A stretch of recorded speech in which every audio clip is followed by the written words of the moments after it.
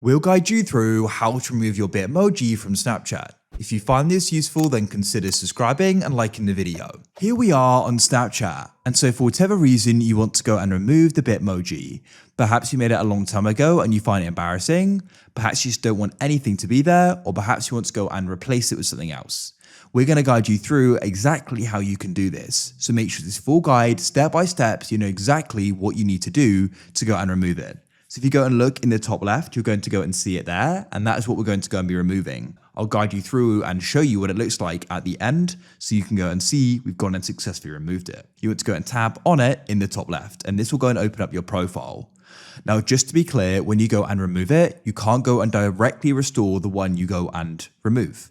Of course, you can go and recreate it and make it look the same, but you can't just directly restore it by pressing a button. So when you go and delete it, it will go and be gone. But of course, you can go and create it. Similar and again in the future. On the profile page, you need to go and head to the top right, and there you're going to go and find the gear or cog icon like so.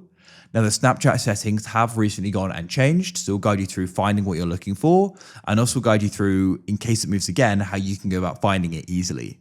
So what you need to do here is go and scroll down into this section, app and privacy. In here, you go and find the option for my app, and you want to go and tap there. Then what you need to do is go into the section customize appearance, and you're going to go and find the option for Bitmoji. And if you struggle to go and find it there, you can come back to the main settings, head to the top right and press search, go and type in Bitmoji, and you can go and tap on it like so. Then at the bottom here, you'll go and find the option for remove my Bitmoji, and you can tap there, confirm your decision, and it'll then go and be removed. So if we then come back, you'll go and see in the top left, it's now blank.